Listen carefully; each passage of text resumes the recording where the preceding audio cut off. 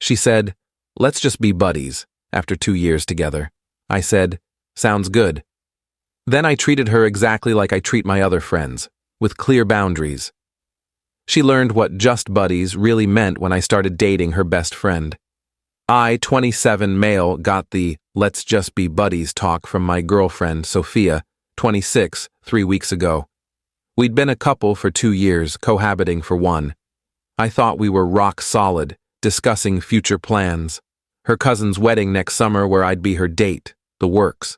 Then, on a random Wednesday night, she sat me down. "We need to talk," she said, and I knew what was coming.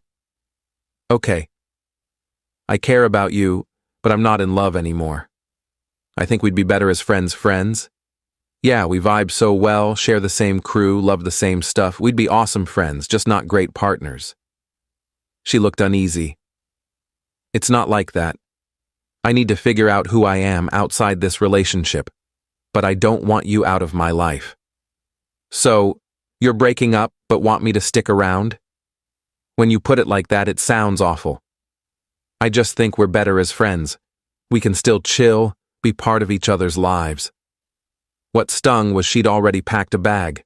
Her friend, Chloe, was picking her up in an hour. She'd planned it all, down to having a place to crash. "You've got an exit plan already." I knew you'd be upset. Chloe said I could stay with her while we sort out the apartment. "The apartment?" "Yeah, we'll figure out the living situation. No hurry. We're mature.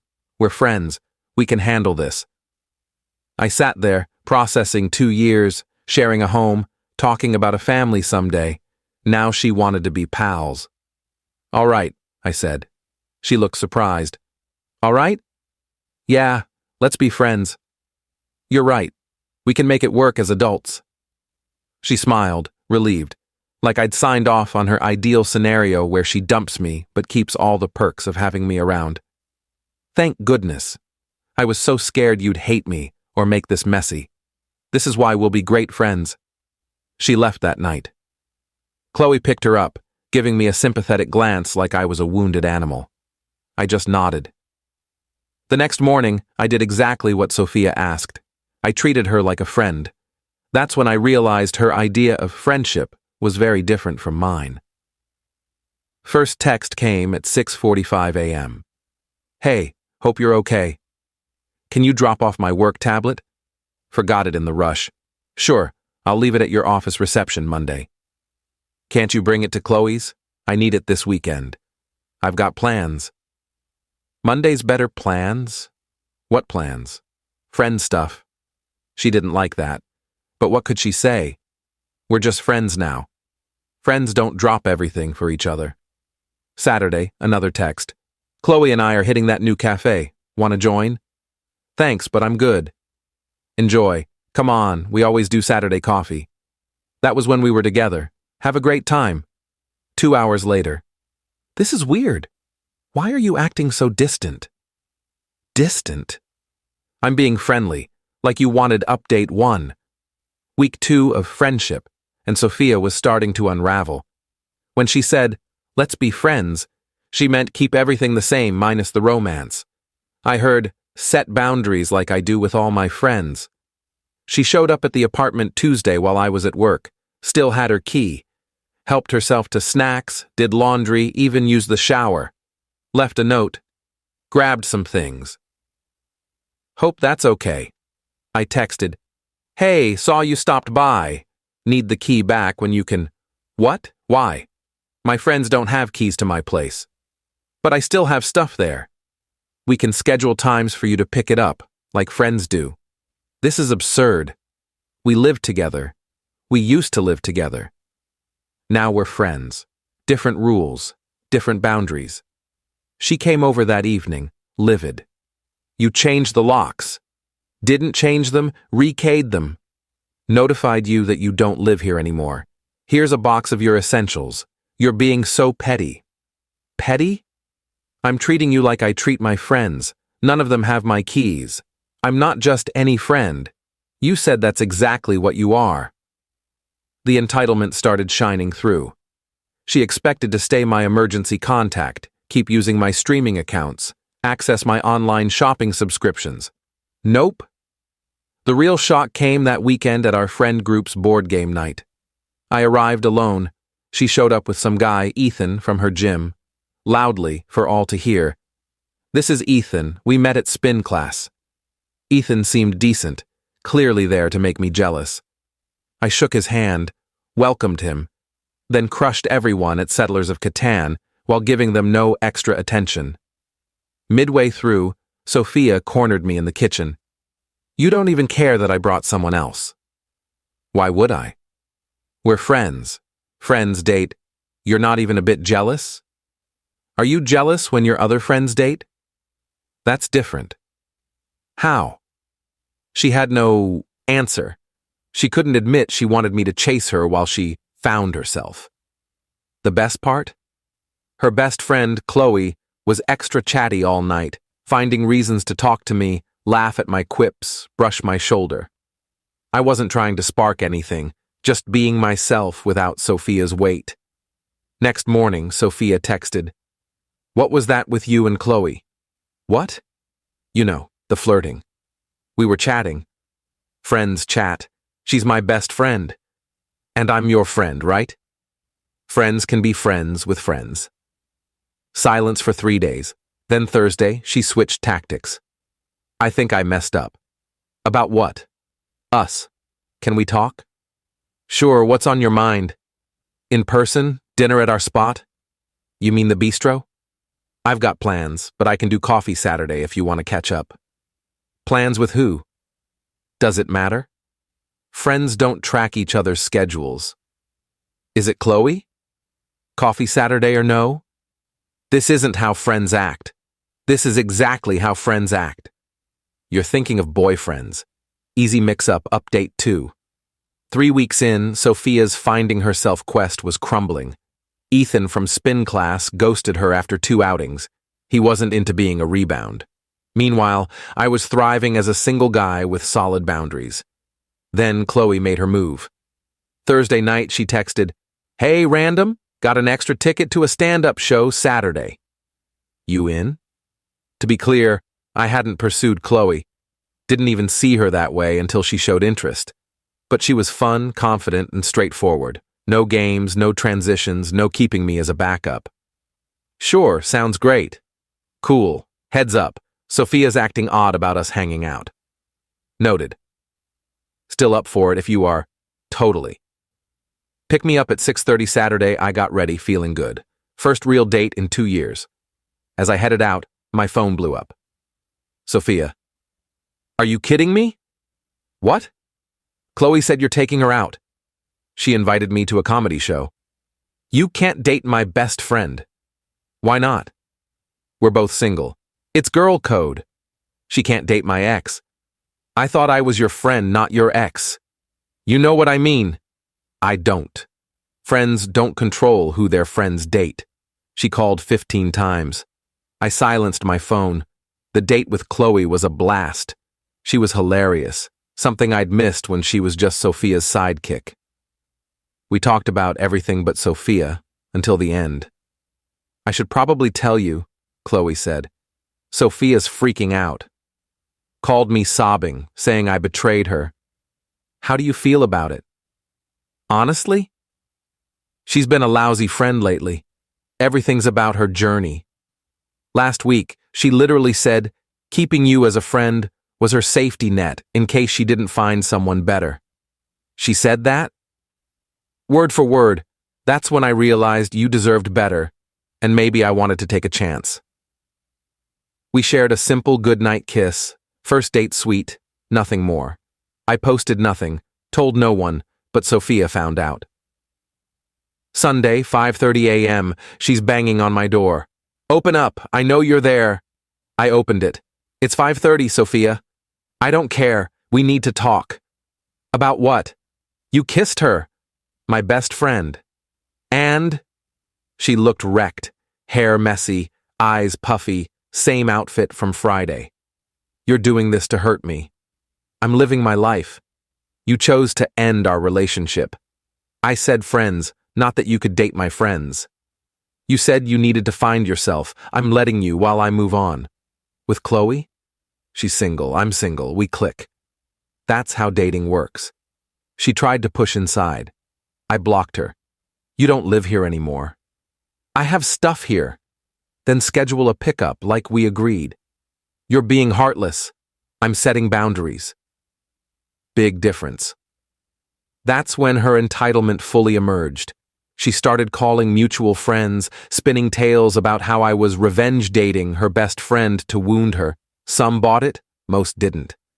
Our friend Max called. Sophia's saying you're only with Chloe to spite her. Did she mention she dumped me to find herself but wanted me to stay her emotional support? She skipped that part. Figures. But Sophia wasn't done. She tried to mess with my job, calling my workplace as my emergency contact, claiming I was having a mental breakdown and needed leave. My manager pulled me aside, worried. Your girlfriend called, said you're struggling? Ex-girlfriend. I'm fine. She's not handling the breakup. She seemed convinced you need help. I'll deal with it. Sorry she bothered you. Documented it all with HR, started a paper trail. A month after the buddies talk, Sophia's perfect plan had backfired spectacularly. Chloe and I were officially dating. Nothing heavy, just enjoying each other's company, drama-free. Sophia was spiraling. She tried everything. First, she sent Chloe screenshots of our old texts, love letters, and couple photos, clothed but intimate. Chloe showed me. She's trying to make me jealous of your past. Is it working? No, it shows how much you put up with her nonsense. Then Sophia went nuclear, texting at 1 a.m. We need to talk. I'm late. Late for what? You know, pregnant. Congrats. Who's the father? Seriously? You. Interesting, since we haven't slept together in 2 months. It can take time to show. And you've been with how many guys since? Ethan from spin class? That bar guy Chloe mentioned? You're calling me a liar? I'm doing math. If you're pregnant and think it's mine, let's do it right. Doctor visit, paternity test when possible. Silence. Next day. False alarm. Got my period convenient. The real meltdown hit when she realized I was serious about separating our lives. She thought I'd keep paying for everything, apartment, utilities, our shared phone plan for the discount, while she found herself. Her dad called. Why'd you cancel Sophia's phone? I removed her from my plan. She needs her own. She can't afford it right now. She should have considered that before ending things. You're being petty after 2 years. I'm being practical. Friends don't cover each other's bills. She made a mistake, she sees that now. Then she learned a lesson. The peak entitlement came when Sophia learned Chloe and I were planning a weekend getaway to the same lake town we'd visited for our anniversary. She sent a lengthy text about how I was erasing our memories and disrespecting our history by taking her best friend to our spot. It's a public lake. You don't own it. You know what you're doing. Yeah, taking my girlfriend on a nice trip. She's not your girlfriend. She's my friend. Was. She dropped you after you tried guilting her for being happy. Her biggest mistake? Showing up at Chloe's workplace, causing a scene. Security escorted her out. Chloe's boss wasn't thrilled. Chloe called, rattled. She's lost it. Screamed that I stole her life. Want to file a restraining order? I might have to. This is wild final update. The restraining order was the reality check Sophia needed. Well, that and losing her job for missing work during her meltdowns.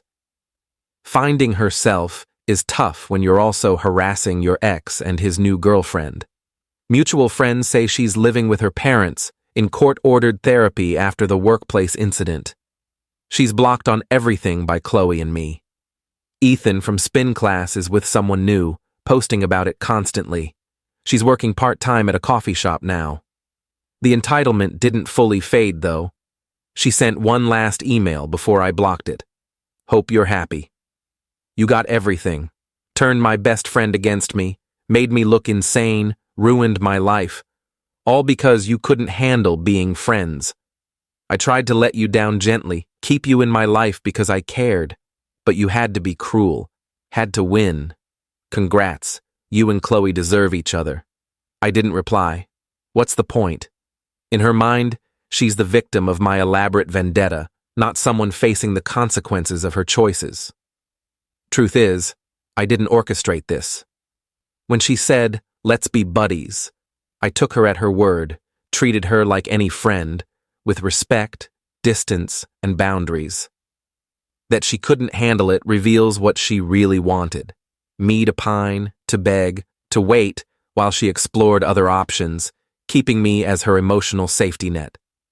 When I didn't play along, when I treated her as just a friend and moved on, her plan fell apart. Chloe and I are still together, easy, honest, no drama. We laugh sometimes about the wild way we started, but mostly we just enjoy each other. Dating someone who knows what they want is refreshing. My advice? When someone wants to be just friends after a serious relationship, take them literally. Treat them like a friend. Nothing more, nothing less. Set boundaries, move on, live your life. Real friends want you to thrive. They don't expect you to linger in limbo while they figure themselves out. They don't demand boyfriend perks with a friend label. Sophia wanted all the benefits of a relationship without the commitment, me as her backup while she shopped for something better. When I refused that role, when I took her at her word and acted like a friend, reality hit hard. The best part? I didn't do anything spiteful. Didn't pursue Chloe to hurt Sophia. Didn't trash her online. Didn't turn people against her. I just lived my life, set healthy boundaries, and dated someone who genuinely wanted me. Sophia's collapse was her own doing. She ended our relationship, tried to keep me as a fallback, freaked out when I moved on, harassed her best friend, made scenes at work. All I did was what she asked, treated her like a friend. Turns out, that was the harshest thing I could do. Not because I meant it to be, but because it forced her to face her choices. When you dump someone but expect them to stay devoted, actual friendship feels like a punishment. But it's not. It's just friendship. Exactly what she said she wanted. Funny how that works.